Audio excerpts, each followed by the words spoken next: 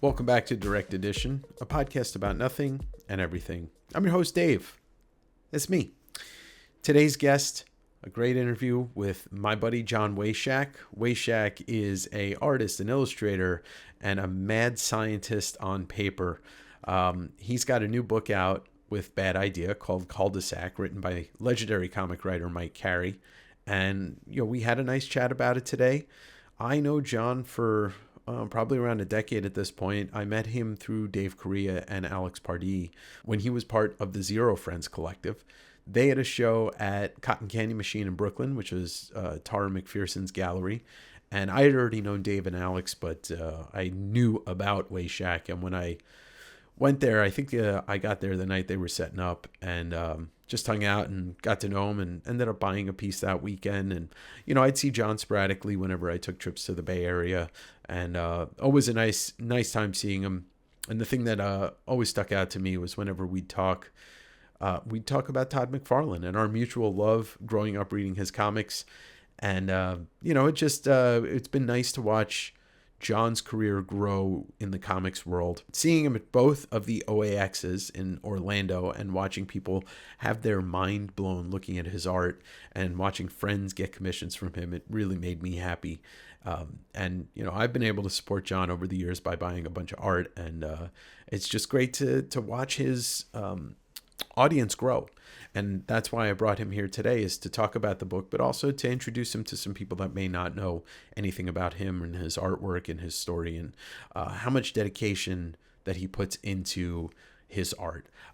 Earlier this year, he had an issue of Violator through Image Comics and, McFarlane Productions, and a lot of people really got to see his work on paper for the first time. And now Cul-De-Sac coming, well, that's a whole new world.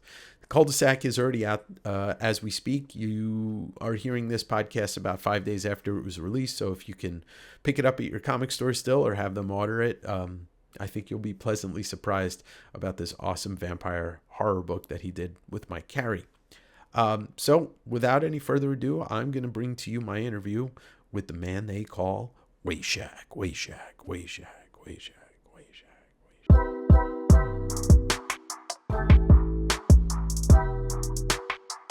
Hi, everybody. Welcome back to Direct Edition. Today, my guest has a new book coming out from Bad Idea called Cul-De-Sac. You know him from seeing him at the OAX videos and from the covers he's done on Amory Wars, as well as an issue of Violator he did this year. And as Billy Joel said on Anthony's song, Moving Out, who needs a house out in Hackensack? Well, who needs a comic that's not done by Wayshak? And I'm talking to Jon Wayshak. Hey, how you doing, man? Good. I Billy Joel's always on the brain as a Long Islander, and you the last name rhymes. Your last name rhymes with it. Would you believe I've never heard a Billy Joel song? Come on, there's no possible way. And you've been on this planet for almost half a century, and you've never heard a Billy Joel song. It's "We Didn't Start the Fire," right? That is a Billy Joel song that came out in the 90s. That was a very big hit. That was the 90s? Yeah, that was like 90. It might have been 89, but I'm pretty sure it was 90. Okay. Well, that's the only one I know, and I just know that from like quiet rock stations from back in the day. Right? Because that wasn't on like mainstream radio, was it? Oh, it was. No, that was a big single. I mean, he had his singles and career in the 70s and 80s, Piano Man and Big Shot and all these good, I can go on and on. But we're not going to talk about Billy Joel too much today, but we are going to talk about your new book. But I wanted to ask how you just got back from San Diego. How was Comic-Con? Comic-Con was great. Things went really well. We did a panel for Bad Idea. Of course, we had the Tiki Party again. And seems like there were more people than ever at the Tiki Party. And it was just great time. A lot of cool people did a signing at McFarlane's booth for the Violator issue. We put out some prints and did some commissions. Just crazy show. Just a lot. I mean, it seems huge this year, and I always go, and it just seems bigger than normal this year. I don't know why. I was talking to Dave. By the way, Dave says hi. I was talking to Dave today, and we were talking about how that Marvel not being there might have something to do with the fact that everything had a little bit more room to breathe. They didn't have the Hall H panel, which brings in X amount of people. Plus, I think on the bad idea end, a year ago they didn't have, Planet Death hadn't come out yet, and with Cul-De-Sac right around the corner, like people are there's blood in the water. Let's just say, like there's people that are looking to be interested in these books right now. Yeah, and I miss Dave at the San Diego. Um, I'm this Dave Korea we're talking about. I'm nothing without Yeah. Dave. I've done X amount of shows and still no tablecloth, and that's because of Dave. Dave always provides me with a tablecloth. Dave is like the backbone to me, and And probably not Alex, Alex so much anymore. But Alex has his stuff together. I don't. I think that Alex also was missing Dave a little bit at Con this year. I'm I think sure. that's safe to say.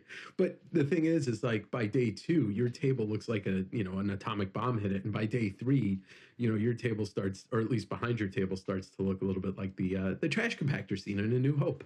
Yeah, I mean, normally I'm like on the edge. I was given like a really nice spot this year where there's like a lot of foot traffic, but Hmm.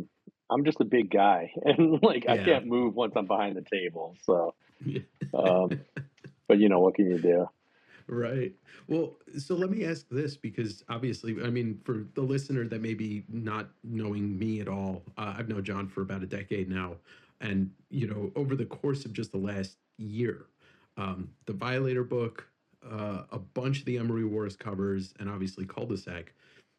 Did you feel did you see a change in the amount of people that approached you at your table this year? Or did you see a lot of people coming up to you at the Spawn booth signing, saying like, "Hey, I didn't know who you were, but I saw this issue and I really enjoyed it"? Like, did you get a lot of that this year? I've been getting that in general at the shows. I've been getting Hmm. interest from people who don't know my work, but I'm also getting a lot of return people, which Right. I'm always grateful for. It's a nice mix. The Spawn people, the people who came by the Spawn signing, they're like some old friends and then some new people as well. But to be quite honest, I just try and talk to people. It's when Hmm. it comes to like analyzing things like that, I'm terrible at it, and generally I prefer not to know. So I really don't think about it too much. I just try to give everybody my attention and speak to them as much as I can, you know? Sure, sure. Well, that's why you have people like me that are happy to say that, like, over the year, I've watched more people being turned on to your work, and people talking about it more and more and looking at it more and more. So, I'll be the analyzer for you. That's There you fine. go. I hope so. I mean, it's cool, especially since the work's getting so wild, almost too wild. The heavy metal stuff that I've been doing, issue 2, I think came out yesterday. Yesterday, yeah. Yeah, so that's been really cool because I'm really just seriously left to my own devices in those. Um, Strangely enough, I'm almost to a point where I almost want to pull back, Hmm. um, just because everything's been so kinetic. But Yeah. I'm not sure. I mean, that's just me talking. That's just me talking off the cuff. I'm sure a lot Hmm. of people don't know that I have a style that that's a very quick sketch, like a very simple style, Hmm. and it's actually very enjoyable. Um, so I find myself thinking about like wanting to work in that vein more and more, but probably not for the foreseeable future. Like I said, these are things. This is me like talking out loud as I'm talking to Sure. you. My process really is a lot of just I know when I sit there, and Yeah. cul-de-sac's probably a good example of that because with cul-de-sac, they're conscious. I'm trying to make conscious changes where I'm just like I want this to be this and I want to be this to be different, and I'll let pages sit.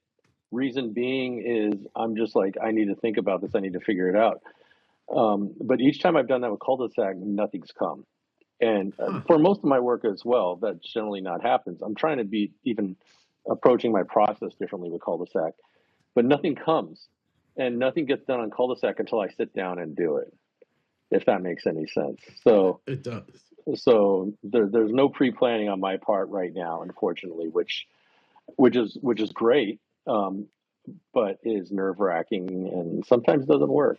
You know, Right. it's risky. Well, Speaking of, I mean, risky is an interesting word. Like Cul-De-Sac, which comes out August 6th, Bad Idea. Mike Carey is the scripter, and you're the artist and colorist. Um, you've been working on this project for several years, right? Like it's been at least a year and change, if not 2 to 3, right? Yeah, it's been a while, and it's allowed us to. Originally, it was a traditional comic, and Mm-hmm. then it became something a little bit wilder. And then there's a certain point where the book was colored.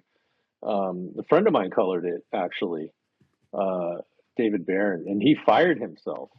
He goes, you should fire me and just have Wayshak color it, and that's kind of the genesis. And then Dinesh saw my work and he's like, why don't you do it like this? Yeah.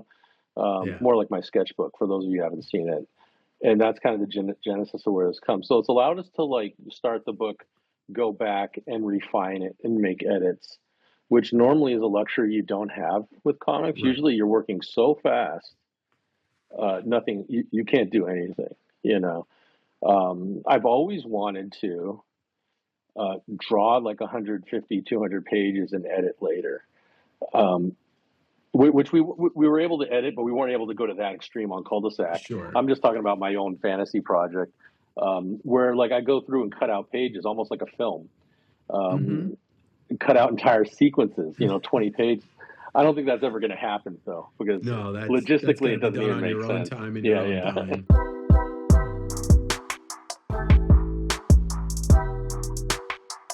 So let me ask you this, because I, for those listening and watching, I read the first issue today.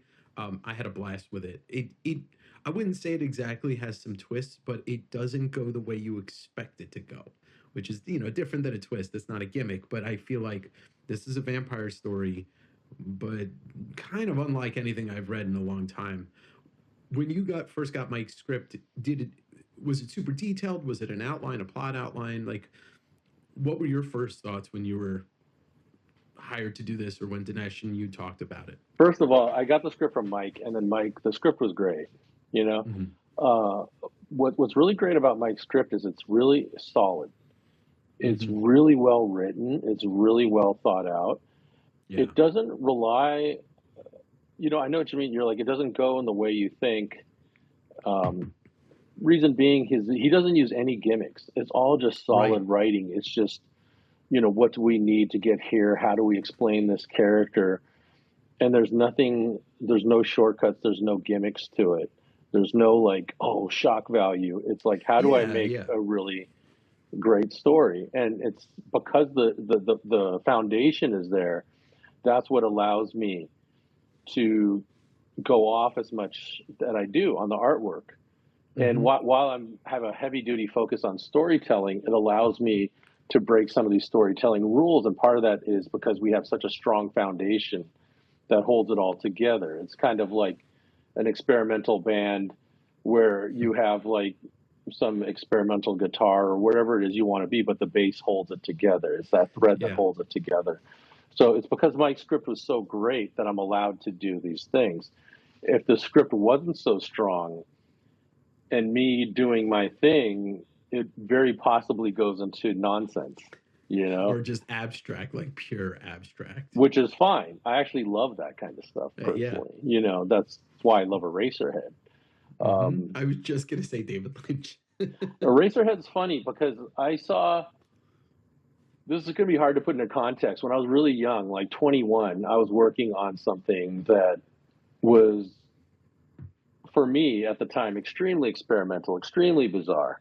Mm-hmm. Which my friends, when they saw pieces of it, they actually laughed at me and they're like, "What are you doing?" They're like, "We don't get this." And I did the project. People kind of understood more. It was very surreal. It was very abstract. People understood more after it was gone. I'm not saying it's great. It was just a weird thing I did as a kid. And it wasn't, I saw Eraserhead maybe like a year later.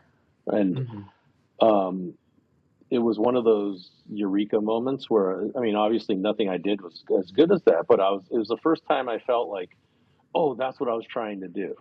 Right. And especially in the early days, I really felt like I was an island on my own. And it felt good. It sounds silly, but it felt good that what I was attempting, somebody else has done. you know. So that's my connection forever with Eraserhead. Outside of it being a brilliant film. Right, and Lynch just being brilliant overall. I think one of my eureka moments was seeing Lost Highway in the theater, and like also having that kind of same weird feeling, like, oh, there's somebody that makes movies that satisfies my brain in a way that I don't even understand. Yeah. You know, but yeah, that's how I felt about reading this first issue. It's almost like a weaving path, where I know where I'm going, but I feel like every turn I go, I'm like, oh, this is unique, or this is different, or this is a interesting take on the story. But your art for this issue, what really stuck out, obviously I knew you colored it, so everything is chef's kiss, but there's a lot of this book that you intentionally left uncolored. There's a lot of black and white in this book, certain triple panels, pieces of pages. Can you take me through a little bit of like that creative idea of why leave some of it in black and white and some of it, colored beautifully? Yeah, generally a lot of that happens is I'm attempting to control pacing. And what I mean by attempting is because it's experimental nature, and because I'm going by a lot of like stream of consciousness and gut feeling, really, which by the way, I don't recommend if there's students here, I don't recommend that way to work. I really don't. It's something I kind of do, but it's not smart, and it's time consuming, and it's kind of dumb. Yeah. But anyway, the reason for a lot of that is I try to keep, when the action's going, when I'm trying to just tell a story, I actually try to keep the artwork simple. That way you kind of just move on and you kind of just see it, A, B, C, D. And then I try to do the color for like the big moments when I want to have a full stop, so then there'll be like a part where it's like you'll see the character's face. Like there are a few spots where it's like fully painted. Yeah. Which was never the intention of the book, to be honest. There was never an intention to have fully painted panels. It just happened. Huh.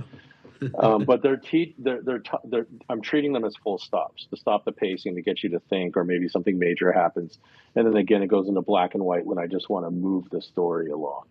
Or sometimes in case of like certain characters, I want them represented a certain way. There's one character that I draw very loosely because that's how I want to represent the character. And I also do it for audience participation, so they can kind of fill in the blanks, which is the way I've always seen my style. Is like I wanted people to participate in it. That's why I leave things out. I don't draw things, or things are loose, or things are obscure, because it's more interesting if people are able to like fill that in. Yeah, your imagination can do a lot of that. Yeah, I'm a big fan of film noir, and that was like a big thing of film noir, leaving, of course, and it was like the restrictions they had as well, but I felt like a lot of it was, effective. Yeah. Yeah, it was, there's certain things that I can think of just color-wise, like the sun, when they get to the campground, is beautiful colored. But even you've always been able to do reds in a way that I don't think I've ever seen. And one of the guys, the soldiers, we'll call them soldiers, but the red on the goggles, I was like, man, you don't see red like that. And I was reading this digitally, and so it's impressive how you're able to very much use your color to take us on a journey somewhere, and like you said, fill in kind of a lot of it with our imaginations. Yeah, I mean, I'm not trying to be realistic in any way. Right. That's not That's what comic. I want it to be. A comic too. I want you to look at it and go like, "That's a comic," So that's why there is that kind of intensity with the colors. You can't get away with that anywhere else. No. I mean, that's why the comic medium is so special. You're able to do things that you can on film, you can in animation, you can in video games. Anything inspiration wise, like for you in the vampire genre that went into any of the art, anything that you're like, oh, I love certain movie or certain comic about vampires, and I leaned on that for inspiration, because not that I can't really point to anything, but I was just wondering. Actually, no, nothing vampire related. This book is influenced by illustration more than anything. So there isn't really any genre specific stuff I'm referencing or even related to it.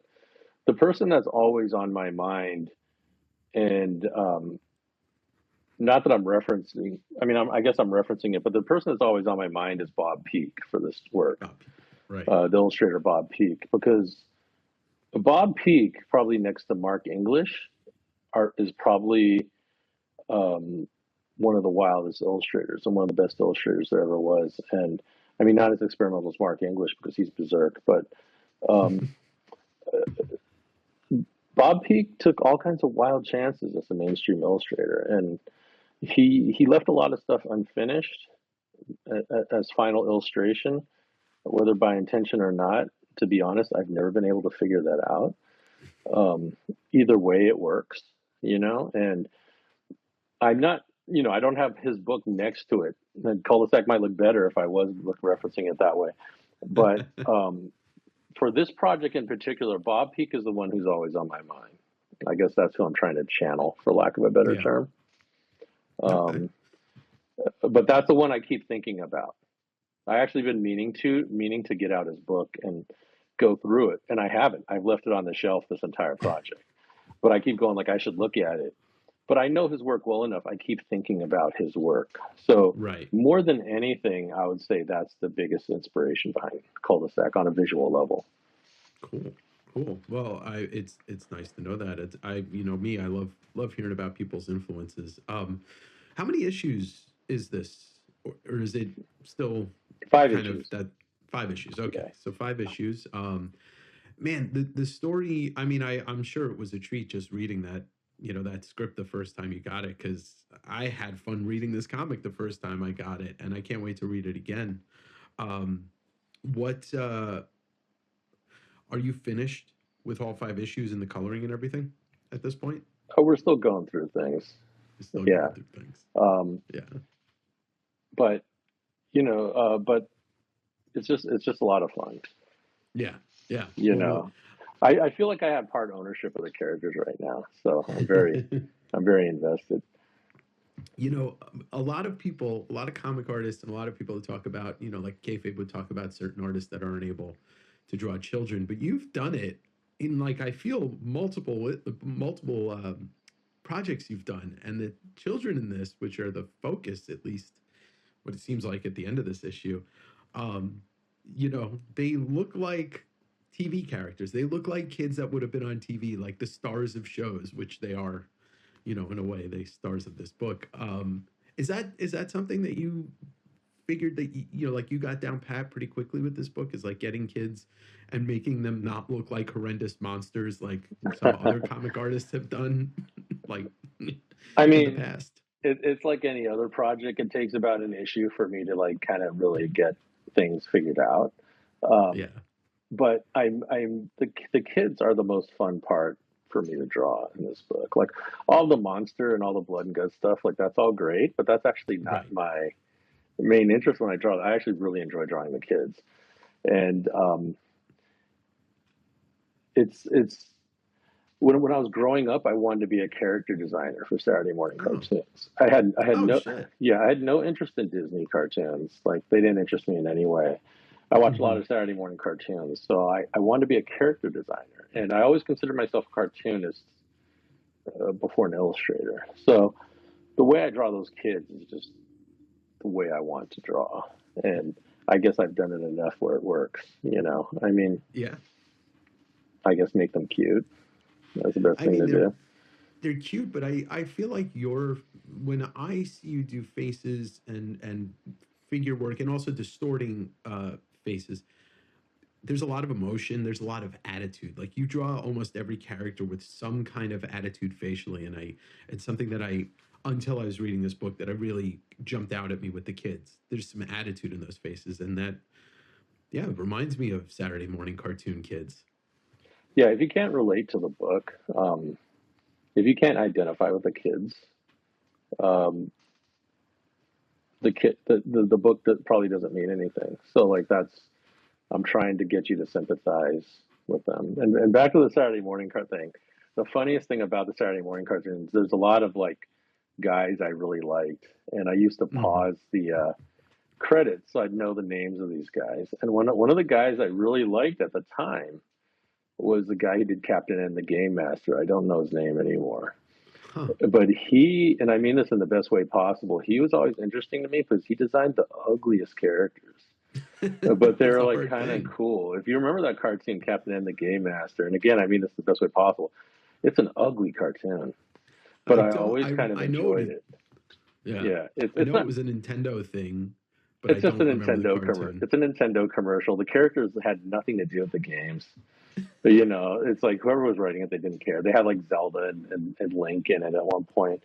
But that's an example that stands out to me, and I think it stands out. It's not that it's like, you know, a big influence on me. It's just with Cul-De-Sac, for some reason, I think about that because, like I said, again, I don't want to insult the artist in the best way possible. I think the character design is so cool, but I was always liked how ugly it was. And I thought that was interesting because, you know, especially in that world, it's a world where everything's like very pretty and very cute, and more so today than back then. You know, like back then, I'm just like, oh, Disney's too cute. Disney's too cute. Now everything's cute, you know? So, you know, it's kind of different now. Like everything is cute, you know? Yeah, nothing has ugly edges to it. Nothing, I mean, I can't think of anything. Yeah, you know, but it could be just a taste thing as well. Yeah, it also could be a pushback of like, you know, things are a little bit more in the last 10 years, a little bit scarier in the real world. So if everything's cute in the fake world, maybe we won't think about the real world.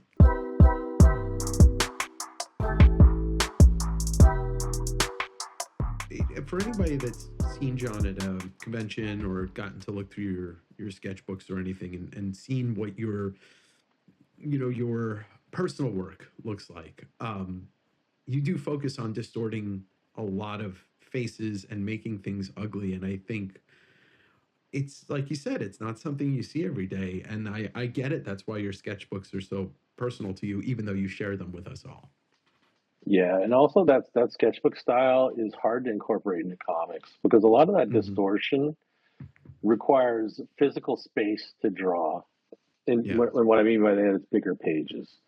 Sure. So having to distort and exaggerate in a 2-inch frame is like near to impossible because there's just not enough room to draw, you know, unless you want to take like a really tiny pen, which I've done. This stuff I finished recently, I used like a really tiny pen and I hate it. I'm throwing it out. Like a Micron?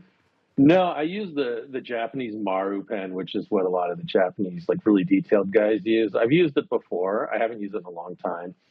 Otomo uses it, and I read an interview where he's afraid of using it again. Not afraid, but he just dreads using it again. I know what he's saying. Like it's a very easy pen to draw, but it's just or easy pen to use, but it's very. And it allows me to draw like really fast. Like that's the attractive thing about it. I can draw extremely fast with this dip pen, but it's not very expressive and it's very thin. You know. Does it lend itself to doing intricate detail like what Otomo was doing in the backgrounds and stuff, or no, it's the opposite? It does. It allows you to do like very thin detail, very fine detail, and like I said, it's a great pen. It's not what I'm looking for, but the attractive part to me is I can draw extremely fast with it. I can draw faster with that pen than any other dip pen I have, like faster and more accurate, but it's just not giving me what I want, you know? Yeah. But I do that a lot. I switch tools between pages. So it's actually a pretty common thing for me to do something like this, do a few pages, and I'm like, I'm not using this. And then watch, probably like next month I might use it again, you know? Does that kind of routine of switching stuff keep you from getting bored in a way, or is it just you want to just have it look a tiny bit different, so you switch tools? It's really not that thought out.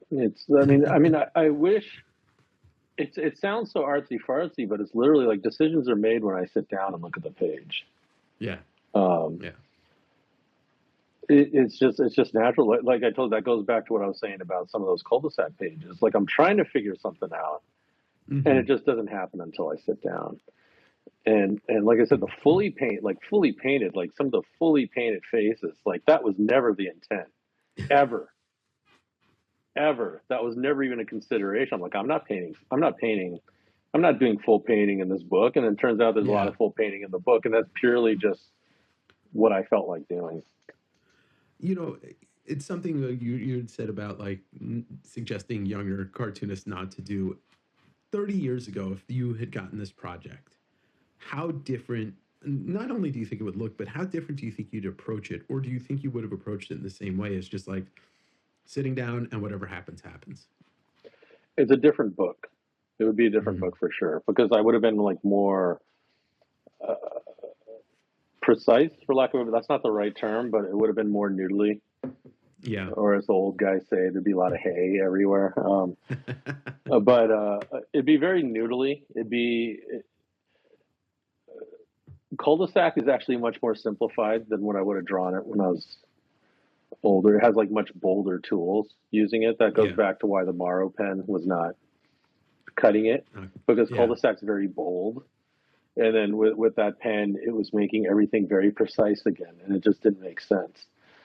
Um, you know, it's yeah, it's just different. It's just in a different direction. And it's more bold. It's more big. It's more spontaneous. You Yeah. know, it's you know, I'll give another example again for music, like the first Iron Maiden record, which I love to death. It's very noodly. You know, it's Hmm. very like, it's almost like a young man's thing where it's like very noodly. You're going in with like every little thing, and I got to hit every Yeah. chord. And you got to have these little things, and it's quite different even from something like Mark of the Beast, which came not that it wasn't that much that many more years, Later. but Mark of the Yeah. Beast is a very different record from the very first one. I mean, you can make that same association with Metallica when you go from Kill 'Em All, Ride the Lightning, Puppets to Justice. Like they're going from just these power chord, thrashy, crazy fast songs to 8 minute, intricate, well thought out pieces of music. And some people think it got worse, and some people think it got better. Yeah, I, You know.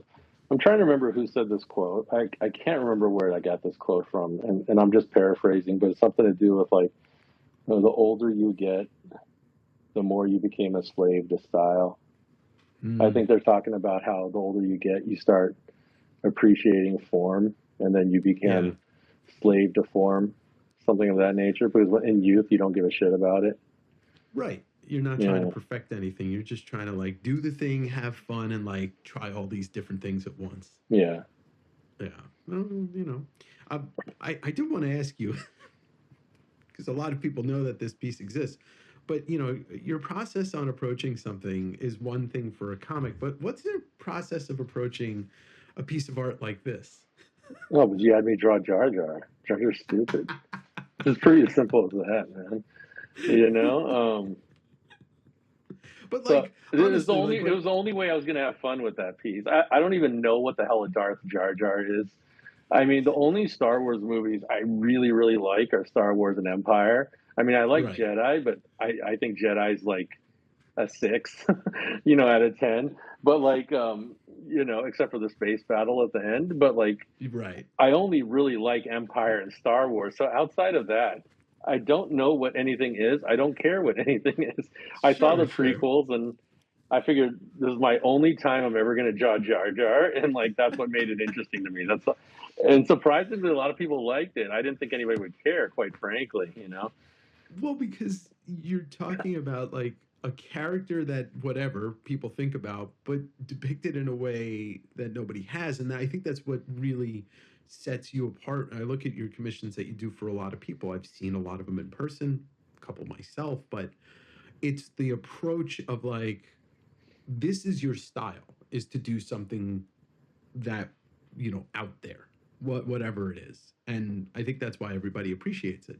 I don't know if it's the, seppuku aspect of it that people appreciate, but I think it's one of the reasons that the original art world, the card world, the people that collect are really taken aback by your work because, in a good way, because it's unlike anything. I mean, I can maybe name one or I mean, the couple artists that you probably appreciate the most in comics are the guys that anybody could say, oh, well, I'll put this next to my Sienkiewicz piece, or I'll put this next to my Kent Williams piece, or, you know, that it's in a way, in a style that doesn't really exist in comics.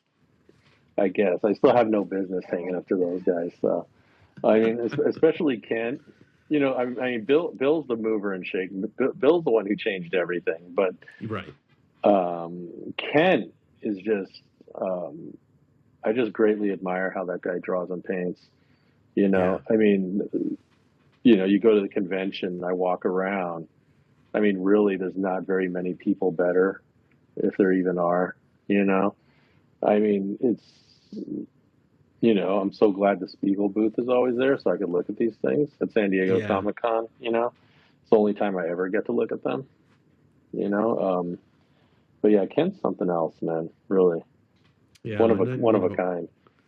seriously. And seeing his art, obviously, when I was a kid on Havoc, Wolverine, Meltdown, and a couple other books, like, I didn't understand it, just like I didn't understand Sienkiewicz. But as soon as I learned to appreciate art, I go look back and I'm like, holy shit, how did this even happen? How did this get, you know, like, the green light? Because it's so different, but in the best way possible.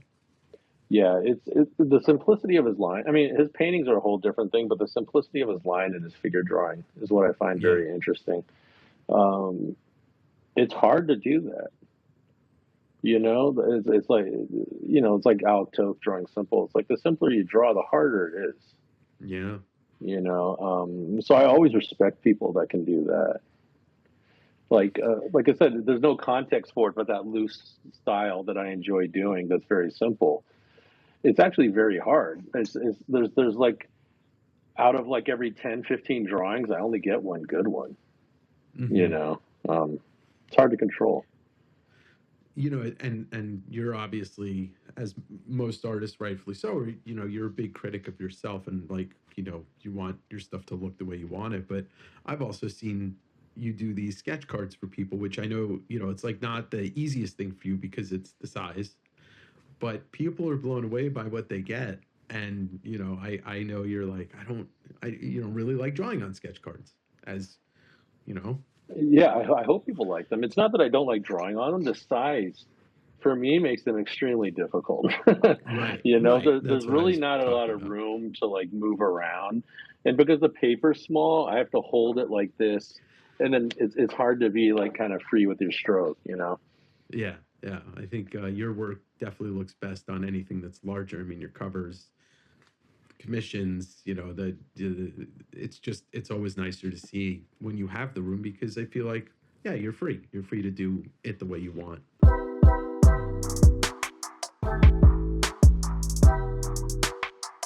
I wanted to ask about the cul-de-sac stuff. Like, your process, do you do thumbnails, layouts? Like, what on a page? How does how do you construct a page for a book like that? So there's extremely loose thumbnails, so I at least know where I'm going with it. Mm-hmm. But the thumbnails really don't mean much. They're like literally circles, squares, like not even like stick figures much. It's just to like kind of get me thinking about it. And the actual layout happens when I look at the page. And when I look at the page, that's when like it actually happens. And then I'll go through 5 pages, sometimes more at a time, and Mm-hmm. I just block everything in. They're basically as loose as my thumbnails, but the difference between being with the pages, I'm actually setting things up. Like that's the panel. Excuse me, that's where things are. Um, and then I go through another phase of tightening those. And when I say tighten, they're still like extremely loose breakdowns. I try to get as much as a form as possible. And then once those get approved, the inks is where everything's kind of figured out. And that's the part where if I had more structure, things would be Yeah. faster. If I did like John Buscema kind of breakdowns where all the Mm-hmm. structure is there, or Gil Kane, it'd make things much easier. But I'm not that disciplined when it comes to penciling. I don't under Penciling doesn't speak to me in any way. Yeah. So I can't do penciling because I can't. It doesn't make. It just doesn't speak to me. There's nothing there. So Yeah. all the drawing happens in the inking. All the decision making happens in the inking.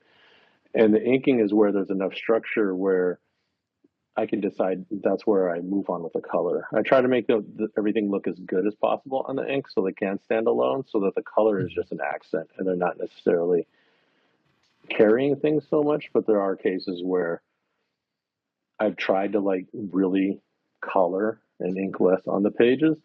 The only issue is when that process starts, it starts turning into a fully painted book, which is not what I'm trying to do. So more often than not, I'm trying to do most of the work in the inking and the coloring just as accents. The inking disciplines the fact that you're not going to go full in, which is, a lot of the friends that we have that we share are big fans of the inking stage, and call it a lost art. Sean Crystal talks about it a lot, and Mafu talks about it a lot, and Klaus. There, you hear him talking about inking, and it's like that's a real art form. So it's nice to know that there's people still concentrating on that aspect of it. It's whatever works for you, really. It's Sure. whatever material you feel like expresses what you're trying to do. Like Yeah. I was doing something just before I got on here. I was doing it with a fountain pen because I was doing it to be really fast. Um, First of all, you don't even save that much time using a fountain pen. It's more of a laziness kind of thing. But it really wasn't doing the effect I was doing. So like I just put it to the side. Anytime I try to use any kind of shortcut, because this is not what I'm doing, what I was doing before, this is not an important thing. And, Right. it's not a full illustration. It's not something that, it's not a big deal. Um, but whenever I use like these fountain pens, brush pens, all that stuff like that, there's a disconnect there because Hmm. first of all, they're not that good, and then second of all, they're just there's a tactile kind of texture to everything else that nothing that offers convenience can provide. Huh. And I say that out of experience because I've used everything. It's very rare that somebody recommends something to me that I haven't tried or I haven't used. And yeah, there's just for me personally, for what I'm trying to accomplish with my work, there's just a disconnect for me when I use those kind of Right. things. Interesting. I mean, like you said, it's also dependent on the person, the artist, Oh, what they're absolutely. comfortable with. I mean, Yeah. it's whatever expresses what you're trying to do. There's beautiful work done on iPads. There's beautiful work done with markers. I mean, Terada uses all markers, and Terada does incredible work. Duncan, I'm going to say his name wrong. For Grado. Fregredo. He does amazing stuff with markers that I think are absolute garbage, but he outdraws me with these markers. I mean, it doesn't matter what the tool is. It's who the person is. Obviously, everybody knows Yes. that. Yeah. Well, there's a lot of people that think that they know different, but yeah, it all boils down to the artist, and everybody that's doing the art and creating the art will exactly say it's all about the artist and not the tool. You know. I guess the only Um, thing I would add to that is try every tool before you make your decision. Though I feel like there's not a lot of that. I feel like it's a there's a great lot. piece of advice, though. Yeah, try everything and then make your decision. Don't just try a few things and go like, "Oh, this is cool." You might be missing out Well, on something. and that's a great piece of advice in general, just for living. Like, try. I did a episode of this recently where I talked about like exploring food when I was younger and trying sushi for the first time, and then doing all these things for the first time. Like, they made my life better, even if there are things that didn't stick. There's always going to be things that do stick, and the things that you learn that you tried and you loved. You know, Yeah, I mean, this podcast in general is me just trying something, and here we are. 60, you might be the 69th episode, either 68th or 69th. I'd rather be 69. I like that. New York Comic Con, you'll be there, right? I'll be in New York Comic Con. Yeah. Okay. Cul-De-Sac issue 1 is going to be 5 or 6 days old after this podcast comes out. But anything else in the works with Dinesh, or any other things you want to promote coming out, covers, anything of No, that sort? not at the moment. Um, Okay. just yeah, not at the moment. Okay, Maybe cool. trying to like kind of wrap everything up. We're trying to Hmm. wrap everything up, and I think I need a little bit of a break after this. It's been a pretty hectic like couple of years.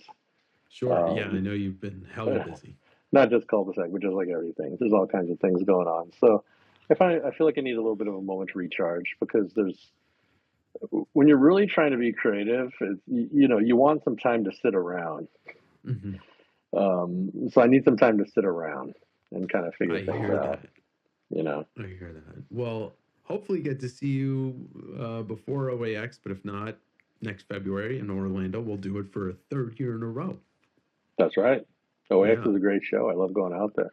Oh yeah. I think I everybody see else nothing. will hope I so. see nothing but the hotel.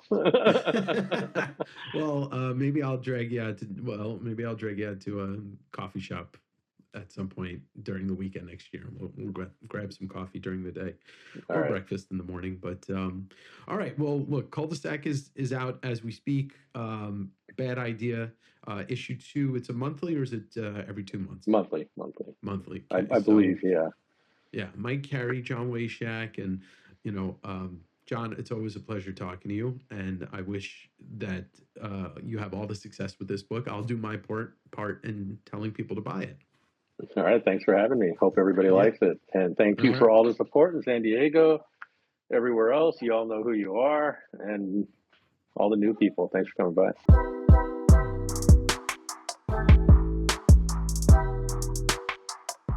All right, friends. Well, I hope you enjoyed that brief interview with Jon, and I hope that you either pick up the book or have picked up the book and read it.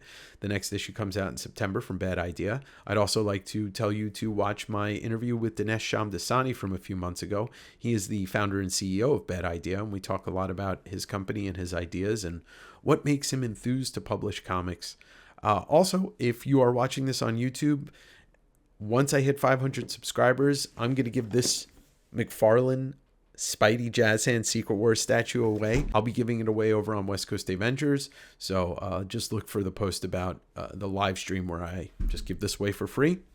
And if you're new to the podcast, I'd appreciate you subscribing on whatever platform you're listening to. I'd also encourage you to rate it on Spotify by scrolling up and giving it 5 stars, or on Apple by giving it 5 stars and a little blurb of a review. And if you're watching this on YouTube, you can always hit the like button, drop a comment. Basically, any interaction with you helps me grow this podcast, helps me get more guests and stuff and things, right? Anyway, my name's Dave. This is Direct Edition. I hope you have a great week, and I'll see you next week for another great interview. All right, bye.